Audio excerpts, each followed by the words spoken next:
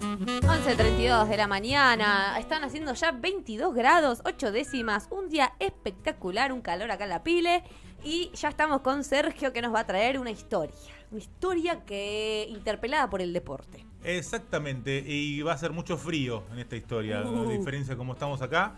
Tal vez es junto a la de Jesse Owens, ponele, o la masacre de Múnich. Esta mucho más, tal vez es la más conocida de las historias que trajimos hasta el día de hoy. Bueno. Que muchas veces traemos cositas que no se conocen tanto, o que no se tiene tanta data. Bueno, en este caso es bastante conocida la historia, pero ameritaba por ser un día como hoy que se cumplen 50 años de este suceso, que fue denominado la tragedia o el milagro al mismo tiempo, ¿no? La tragedia o el milagro de los Andes. Que es, bueno, el vuelo partiendo desde Uruguay. Es un equipo de rugby de chicos de 18 años, 19, 20, acompañados de algunos familiares, por supuesto de sus profesores.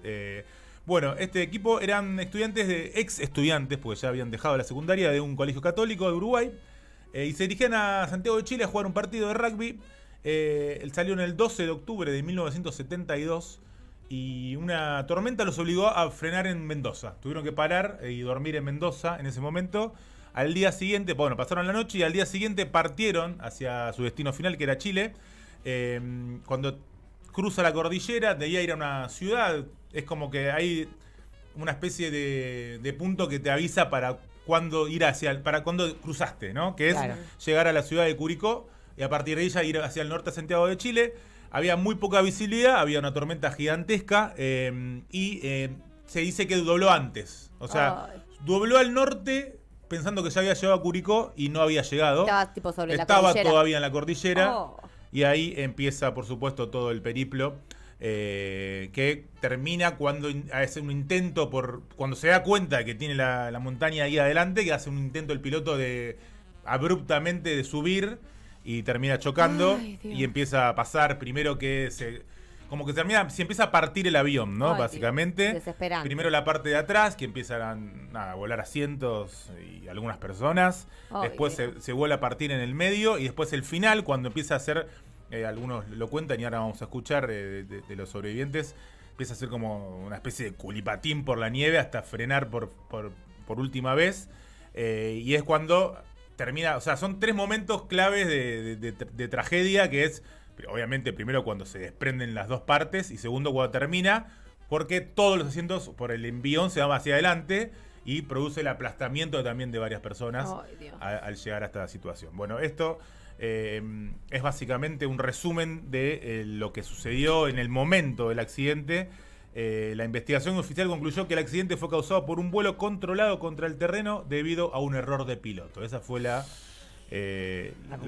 conclusión de todo esto. El fuselaje, que es el que queda, se posó sobre un glaciar a una altura de 3.570 metros en el departamento de Malargüe, en la provincia de Mendoza. O sea, no habían ni cruzado la frontera, ¿no? Por supuesto, ni lo sabían. Vamos a escuchar porque vamos a tener varios audios, algunos videos porque, como decimos, es una historia conocida. Es también mejor capaz que lo cuenten los propios protagonistas. En este caso va a contarlo Carlos Páez Vilaró, que a su vez era hijo de un reconocidísimo pintor, artista plástico de Uruguay, por supuesto, y que cuenta un poco, él relata en este caso cómo fue el choque, bueno, en sus propias palabras, ¿no? Salió uno de los militares de la cabina y nos dijo: señores, pónganse los cinturones porque el avión va a bailar un rato. Y efectivamente, nos ponemos los cinturones, el avión empieza a sacudirse porque venía una zona de turbulencias y de pronto un pozo de aire gigantesco que bajamos 600 metros de golpe. ¿Sabés lo que es eso? Es una bestialidad. Pero nosotros, como en la Plaza de Toros, le gritamos: ¡ole! El avión que retomó altura, inmediatamente caímos en un segundo pozo de aire que volvimos a gritar ¡ole! Pero la sensación era de miedo. Y el miedo se convierte en pánico y de pronto sentimos una acelerada bestial del motor, el avión que levanta la nariz y de pronto el golpe más brutal que te puedas imaginar cuando el avión choca con la panza y con el ala y se parte al medio y vuela la parte delantera y cae en una especie como de trineo que se desplazó por la nieve. Claro, yo jamás perdí la conciencia. Imagínate lo que fue el impacto, chocaras a 400 kilómetros por hora. Empiezo a rezar el Ave María en el momento en que el avión choca y termino de rezar el Ave María en el momento en que el fuselaje finalmente se detiene. Todos los asientos se van para adelante, quedamos apretados todos entre un remolino de fierros. Me costó como 5 o 10 minutos poder sacar las piernas de entre los asientos. Quedé arriba de mis 2 amigos, Gustavo Nicolich y Diego Storm, pero mirá, yo dije, bueno, si yo estoy vivo, tienen que estar vivos todos los demás. Así salí yo de ese atolladero. Y cuando salgo de eso me encuentro con Roberto Canessa, que estaba haciendo lo mismo. Fíjate vos la pregunta ingenua mía, digo, Roberto, no pasó nada, ¿no? Y Roberto me dice, Carlitos, esto es un desastre. Bueno, tremendo. Terrible. empieza a erizar, ¿no? Todo lo que van contando. De los 45 personas, 12 murieron en el impacto, quedaron 33 con vida, muchos muy gravemente heridos. Claro. De hecho, hay una anécdota que cuentan que el copiloto pide que el piloto muere, el copiloto queda muy herido y le pide a alguien que le dé un arma para matarse directamente. Nadie se lo da, no pasa nada. ¿Por qué el arma? Porque esto es, ¿y por qué nombra en los militares? Porque era un avión de la Fuerza Aérea, Claro. ¿no? Y a su vez también vamos a hablar bastante, que acá lo cuento un poco, la cuestión de la religión, ¿no? Pero un colegio católico. Claro. Acá cuenta que rezó la Ave María un par de veces, ¿no? Y van a pasar varias cosas que va a meterse la cuestión de la religión en el medio. Bueno, nombraba a Roberto Canessa, que termina siendo un personaje principal tal vez en esta historia, primero porque junto a otro sobreviviente, Gustavo Servino, eran estudiantes de medicina y fueron los que medio se pusieron al hombro toda la cuestión de cuidar, de tratar de que Auxiliar, auxiliar, de ver quién estaba mejor para poder ayudar, a quién había que lamentablemente prestarle menos atención porque ya estaba casi en la última, entonces era como muy fuerte, eran pibes de 18 años, ¿no? A su vez, ¿no? Muy chiquito. Sí, esa sensación de no pasó nada, ¿no? Tremendo. Porque, bueno, ese si detalle. yo no me morí, Shock. Flash, ¿ya? sí. Bueno, no pasó nada, pero también hay que decir que semejante choque brutal, 45 personas, que hayan fallecido solo 12, Sí. es un milagro. Es un montón para un choque de avión, que por lo Exacto. general la expectativa es si Sí. Nada. si Chau. choca el avión, chao. Chao, totalmente. Bueno, empieza una búsqueda, por supuesto, el Servicio de Búsqueda de Rescate Aéreo de Chile es notificado de todo esto, empiezan a rastrear, llega la noticia también a Uruguay, estábamos hablando de 1972, ¿no? Todo bastante Claro. más lento, pero bueno, llega la noticia el mismo día. Empieza toda la cuestión, salen desde Argentina, Chile y Uruguay helicópteros por todos lados buscando por la zona del vuelo, no encuentran nada, los propios sobrevivientes ven a los helicópteros, tratan de hacer señales, de hacer algunas cosas, de escribir SOS con lápiz labial, pero en el techo, pero no tenían tanto, entonces no logran hacerlo, ¿no? Es tremendo.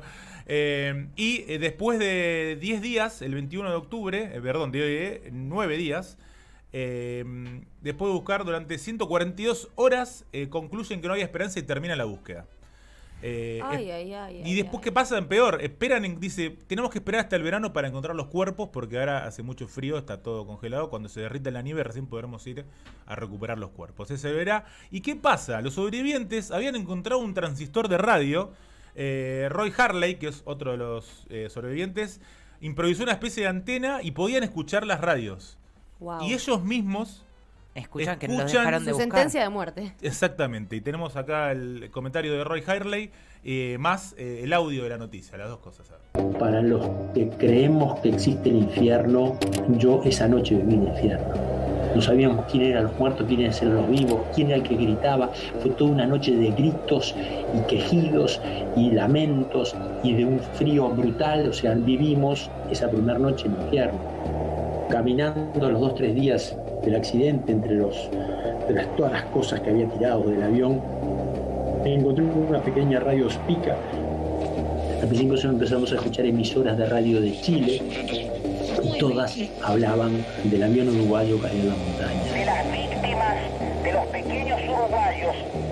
Hasta que llegó el día, los 10 días del accidente, el día 23 de octubre, y escucho una frase que nunca más en mi vida me olvidé, que decía: hoy 23 de octubre se suspende toda la búsqueda del avión uruguayo caído en la cordillera de los Andes. Urgente. Después de 10 días de intensa búsqueda sin que se encontraran rastros del avión uruguayo perdido en la cordillera desde el viernes 13, el Servicio Aéreo de Rescate informó que a contar de hoy se suspende la búsqueda. De pronto aparece una voz que dice: y bueno, y no nos importa que no busquen más, porque de aquí vamos a salir todos, vamos a salir por nosotros mismos. Bueno, ahí sigue toda la cuestión. Durante los primeros días mueren 6 personas más, quedan 27 con vida. Eran los que estaban muy heridos. Claro. Las temperaturas eran de menos 30. Ay, Dios. A la noche eran menos 30 grados. No tenían suministros médicos, muy poca ropa para abrigarse, muy pocos alimentos. Y también la cuestión de que empieza a pasar, les empieza a generar la ceguera, la famosa ceguera de la nieve, de Claro. estar todo el tiempo con la nieve. No ves nada. Y no ves nada. Y bueno, empieza la cuestión de la comida, ¿no? Que es el tema siempre más recurrente en esta anécdota, lamentablemente. El más morboso. El más morboso y el que... es que cuando uno dice, ¿viste la tragedia donde? Lo que se comía la gente. Sí. Es lo primero que sucede en esta cuestión. Bueno, la tropofagia, por supuesto. Después de estos 10 días, después de no tener más comida, de escuchar que no los van a rescatar y dicen, llegan a dos conclusiones. Tenemos que salir de alguna manera, por un lado, y si no comemos nos vamos a morir, básicamente por el otro. Y empiezan las discusiones. Roberto Canessa, otra vez lo nombramos, cuenta en un momento, dice, sabíamos la respuesta, pero era demasiado terrible para contemplarla. Eran cuerpos de nuestros amigos, de compañeros de equipo, de familiares, pero estaban ahí conservados en el exterior, en la nieve y en el hielo, tenían proteínas y todo lo que necesitábamos. ¿Qué podíamos hacer?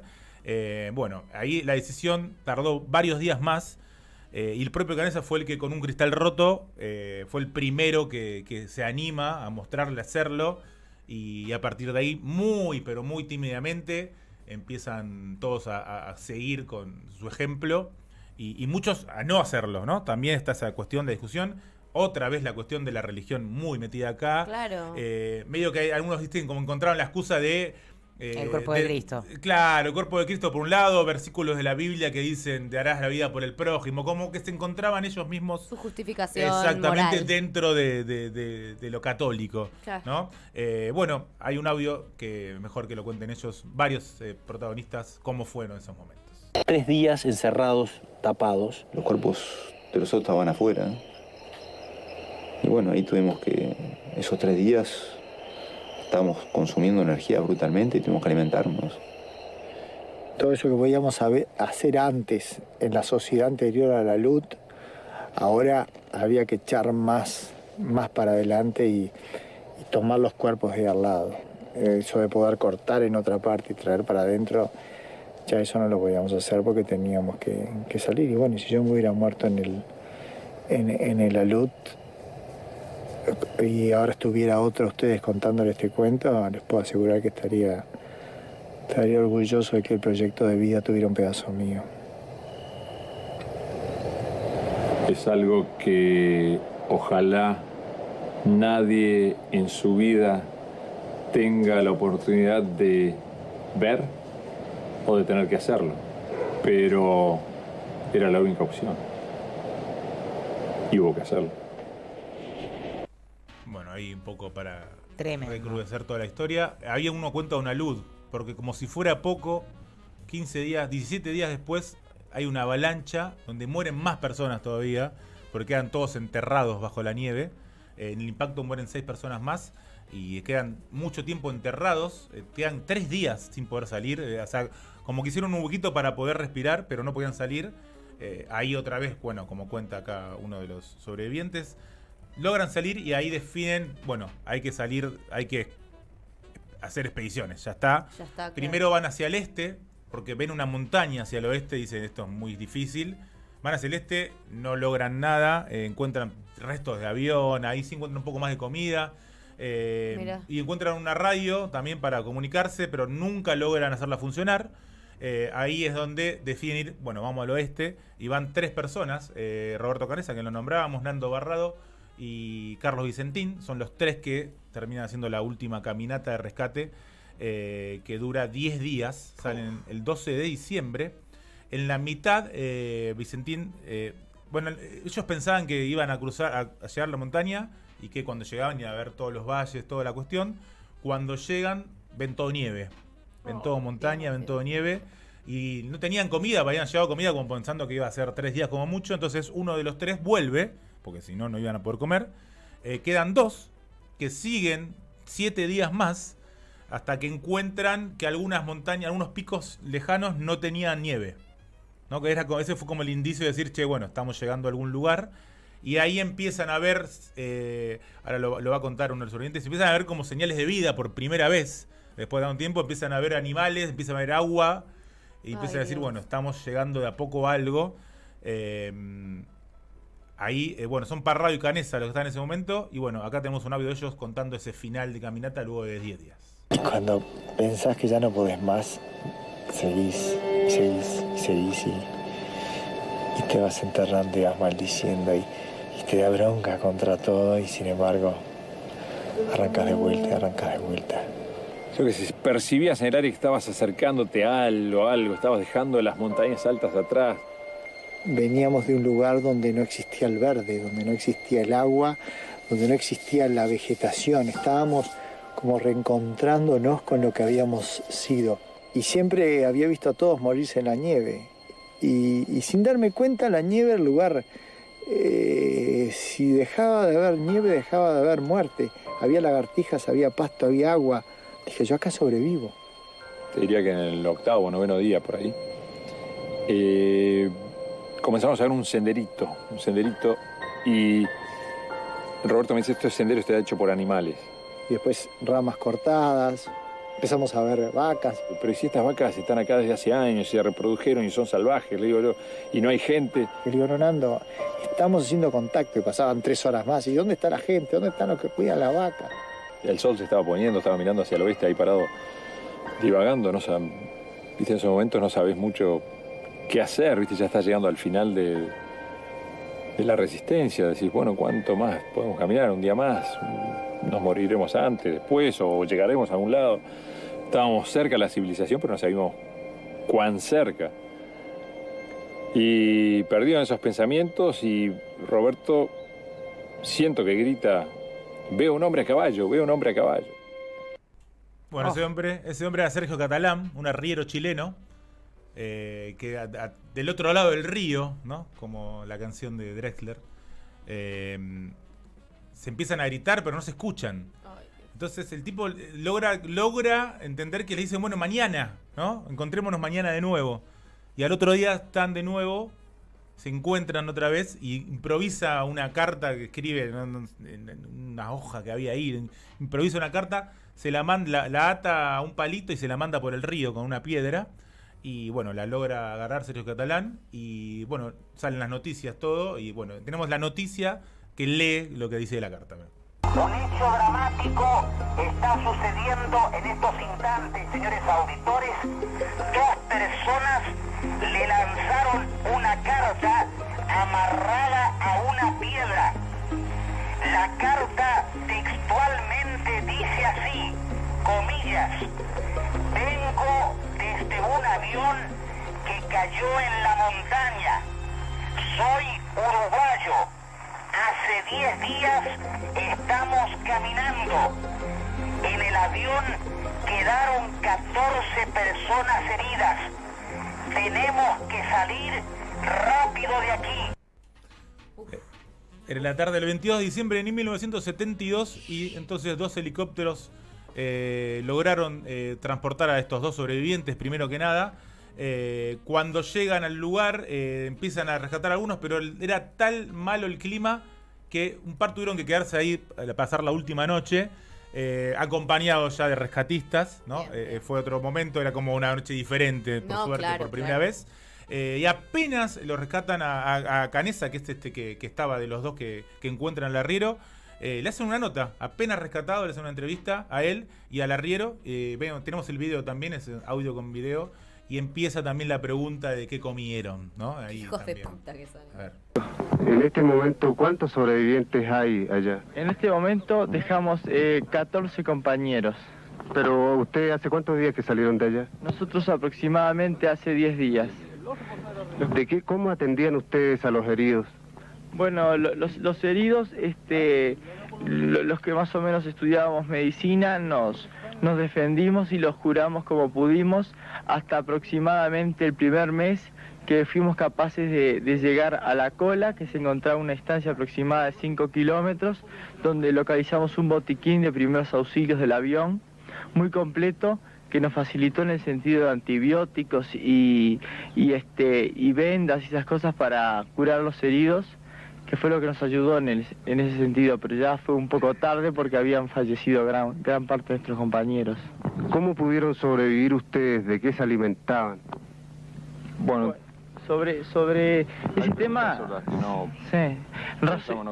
nosotros nos cedían los alimentos para que estuviéramos fuertes a los que hacíamos las excursiones, y fue realmente racionar a muerte. Los demás comían poquísimo y no había casi comida. Yo vine aquí, por el otro lado del río, grité ahí hasta que salió uno para allá y le tiré un papel escrito para acá que fueran a verlo, porque eran los que le podían prestarle auxilio primero, porque yo no podía, río por medio, hacerlo. Entonces me fui de aquí a allá y traté de hablar con él que se bajara hasta donde ya pudiéramos quedar más cerca. Bueno, la pregunta no es casual, porque ahí al toque empezaron todos los rumores. En Uruguay mismo hay una cuestión en medio encima de los familiares, ¿no? De los familiares de los muertos. Chile, los dos diarios de Chile, El Mercurio y La Tercera, sacan tapas con pedazos de personas diciendo que se habían comido a la gente. Esa era la tapa de Chile. Entonces empezó toda esta cuestión, que es lo que hoy en día queda como lo masivo. Lo relevante, ¿no? Lo relevante, terrible, ¿no? Increíble. Porque han sobrevivido un mes en base a la nada misma. 2 meses y medio.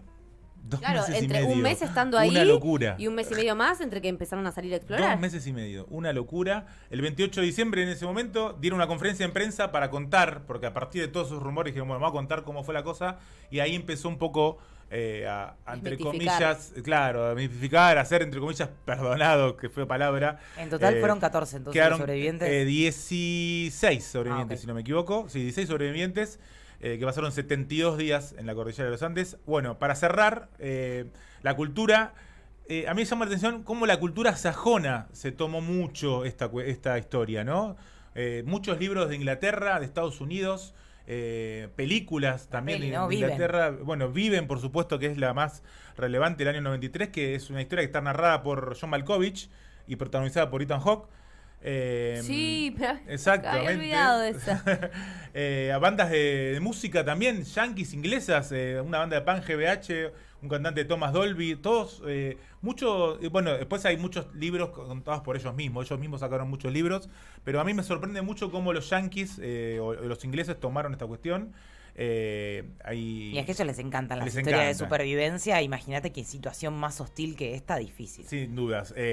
Bueno, llegamos a Los Simpsons incluso. Sí. Nos vamos directo a ese, es el tercer video.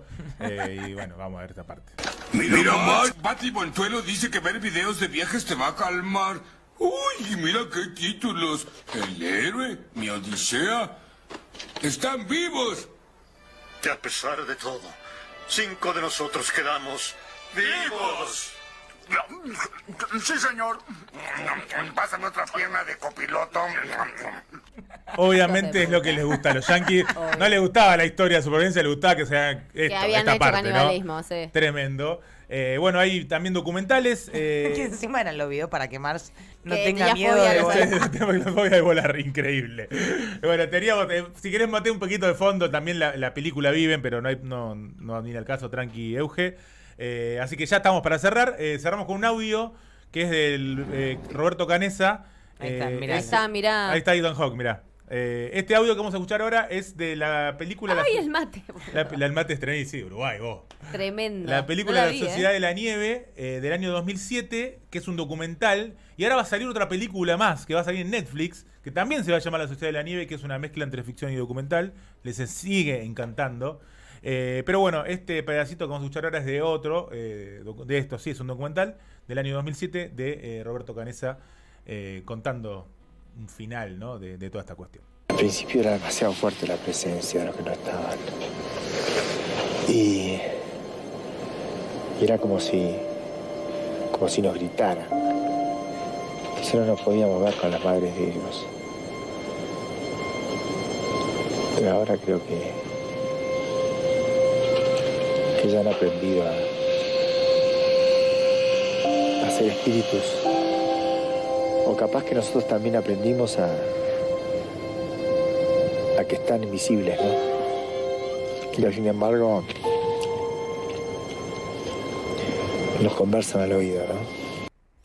Bueno, ahí para cerrar con esa frase de Alberto Canessa, teníamos un tema, pero no vamos a tener tiempo de escucharlo, pero había de la banda metal hardcore de Ice Nine Kills, se llama la banda, el tema se llama The Plot Thickens, ¿no? Y vuelve la cultura sajona a tomar un poco parte de esto, contando la historia. Tremendo. Excelente columna, Sergio. Me encanta la labor periodística, ¿viste? Audio, entrevista, imagen. La verdad que terrible. Y esta cosa, ¿no? De lo morboso. Sí. Y esta máquina de hacer chorizos que tienen los yanquis con la industria, que es agarrar una situación de esas características, saber cuánta plata juntamos, ir a lo más morboso posible, llenarnos de dinero. Es tremendo como me gusta, y hay es muy buen un flash. Hay un documental, creo que era este, que decíamos que está. Claro, los audios son en castellano, los yanquis lo doblan al inglés, pero vos no lo encontrás, lo tenés que encontrar después doblado de nuevo al castellano. Claro. ¿Entendés? Sí. O sea, doblemente doblado, valga la redundancia, porque, bueno, claramente es un producto yanqui, ¿no? Tremendo. Pásame otra pierna de copiloto. Hijos de puta. Bueno, para igual ellos mismos, o sea, yo le he escuchado a Páez Viraró decir que cuando se sube un avión, porque le preguntan, bueno. No, claro. Y hoy en día te subís a un avión, ¿te da miedo? Sí, me subo a un avión, no tengo ningún problema. Y de hecho, cuando me preguntan qué quiero almorzar, pido la lista de pasajeros. Muchos pasaron a esa cuestión de tomárselo ya con humor a esa altura. Porque Sí. bueno, ya de otra forma los digo. Hoy que tienen la mayoría 70 años, rondando los 70 años. Wow. Tremendo, la verdad. Y que hace 2 años el arriero que los encontró falleció, ¿no? Mirá. Sí. Mirá. Terrible. No, además esa estigma de, ¿no? Y cómo iban a sobrevivir si no llegaban a ese punto, ¿no? Nada, nieve y nada más. No había otra. Mismo Nieve y el nada propio sobreviviente diciendo, si hubiera sido yo el que Eso. hubiera muerto, con honor y con mucho gusto, hubiera ofrecido mi cuerpo para que mis compañeros sobrevivan. Ese pacto que se hicieron de que si moría alguno más, tranquilos, fue lo que medio los familiares dijeron, bueno, está bien. Pero los claro banco, que sí. ¿no? Claro que sí. Y bueno, la cuestión de la religión también en el medio, Sí. ¿no? Todo el tiempo Eso. no deja de ser Sí, eso es verdad. gente que había del colegio católico, familiares, por supuesto, también con esa religión, y todas las discusiones a través de eso. Tremendo. Muchas gracias, Sergio, como A ustedes. siempre. Y aprovecho para agradecer y saludar a este equipo hermoso. Euge Lombán en los controles, también en la operación y musicalización, Santi Abregu, Rochi Méndez producción, Sergio Columna producción, redacción, todo, Maca Pérez Fantoni, también desde su casa laburando. Y nos vemos mañana, jueves, semana corta. Y les mandamos un beso enorme y nos vemos mañana a las 9 de la mañana. Bancate ese defecto por FM Boedo.